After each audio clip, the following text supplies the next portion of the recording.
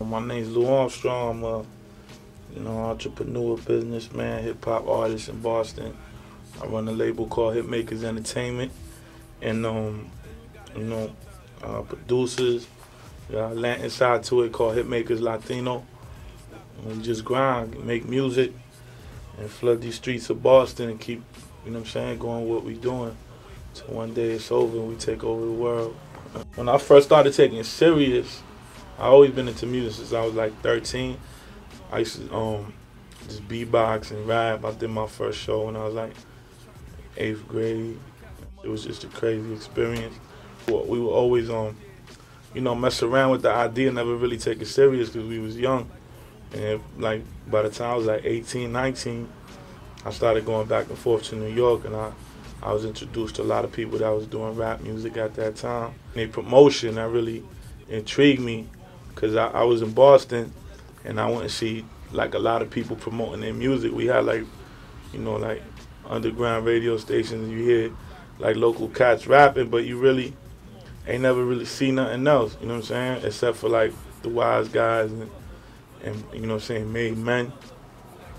And he was coming off the Source money, so at the end of the day, I felt like it gotta be the local artists gotta be able to push themselves too.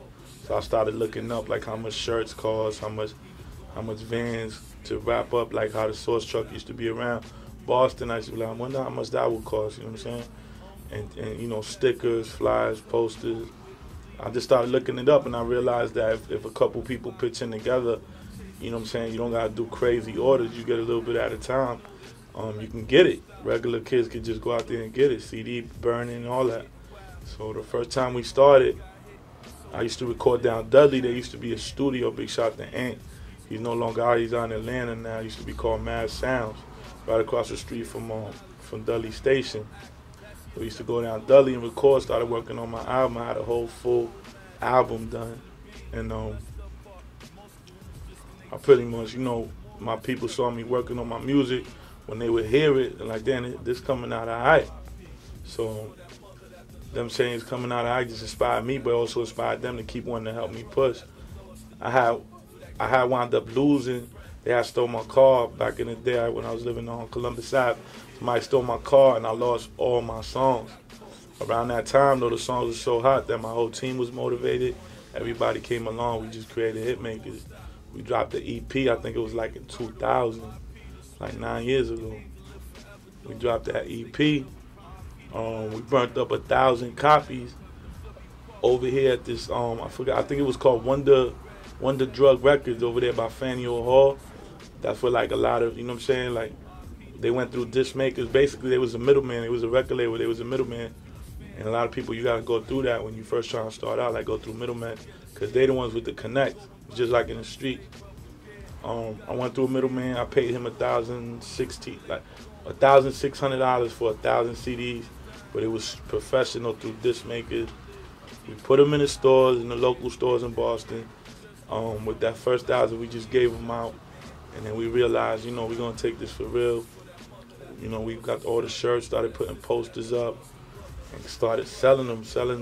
I had about 15, 20 dudes all the time selling CDs on the streets. We used to go to Mass Ave gas station. You know what I'm saying? A lot of people gonna be watching this. I remember that. We used to be at all the gas stations in the hood. We used to go through, all the movie theaters, Revere theaters, Randolph. When they opened up Fenway, we used to go to Good Times. That closed down.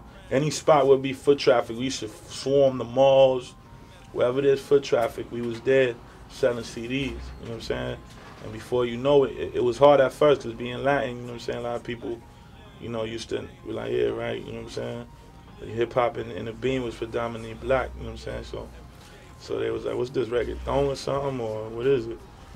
And at first they was down in it, but as the more and more people and the more harder we went, kept pressing up 1,000, another 1,000, another 1,000.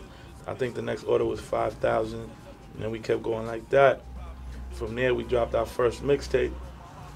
Just kept dropping mixtape after mixtape till we became like a name out here. You know what I'm saying? You would be in the street in the hood and you hear somebody thumping one of the songs we had, and that motivated us. But it just showed us that our our work was paying off. So eventually we became hit makers in Boston. Like a lot of people, you know what I'm saying, know who we are now. The whole image and the whole impression of what we was doing, it was beautiful. Like that was my thing. Like flood the streets with our CDs until people can't deny it. You know what I'm saying? Until people be like, oh, I got that, I got it too, and then they start talking about each other, because one CD affects at least 5 to 10 people. You know what I'm saying? A dude got a CD in the whip. If they like it, somebody's gonna take it from them, put it in their whip. They go home. They sister say, "Oh, I seen these kids on the internet. Let me check this out." It affects a few people. You know what I mean? If people like your music, they'll talk about it. And we've been lucky that a lot of people end up being like our music. So you know, the game. But now the game changed. So instead of the streets, it's most the internet, and that's where I'm trying to, you know what I'm saying, make myself more knowledgeable too, because this is an avenue that can really help your career out. A lot of rappers is just starting to put their mixtapes out now. It's kind of like, it's a good thing, but it's kind of like at the end of that mixtape thing, you know what I'm saying? Like now it's just you make your mixtape and it's like you gotta go to the internet now. You gotta let people download it and market it on the internet, because the kind of like the internet is kind of like the new streets, but it kind of ain't. And it's funny because I went to a music seminar conference and they asked that same question: is the internet the new streets? And I'm the one who said it ain't, because the only difference between the internet and the streets is the same thing. In the streets, you're gonna get your music to the people, and on the internet, you're gonna get your music to the people. But on the streets, they're gonna feel you. You're gonna get the feel. You know what I'm saying? Ain't nothing like dapping somebody up and being like, yo, I got your last mixtape, it's fire. You know what I'm saying? And show the love.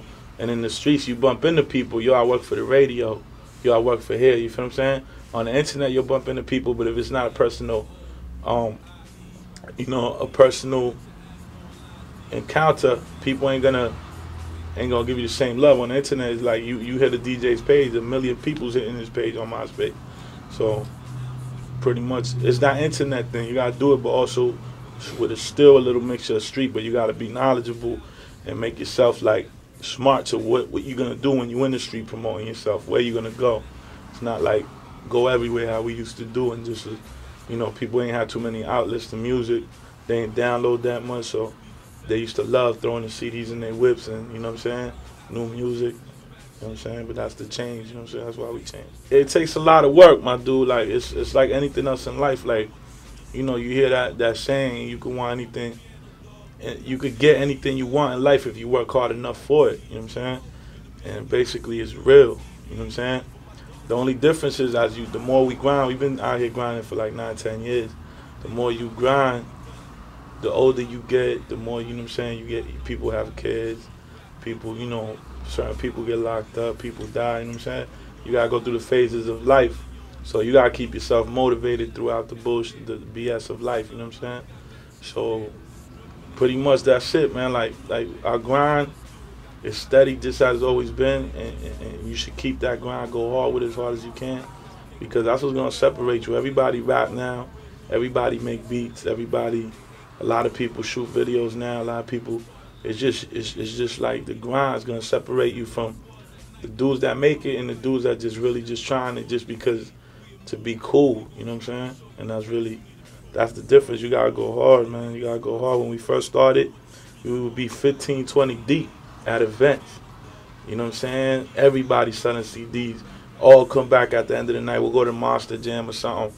All of us will come back at the end of the night with like $100 each. If you have a team and you all got a common goal, what you believe in and you want to push for, y'all get together and make it happen. I'm not hating on working and stuff like that. If that's what you do it. I've worked before too, you know what I'm saying? I just felt like I couldn't do that though, like myself personally. Like, I can't work for nobody. Like, I gotta work for myself. Yeah, that sounded good, man. That's good.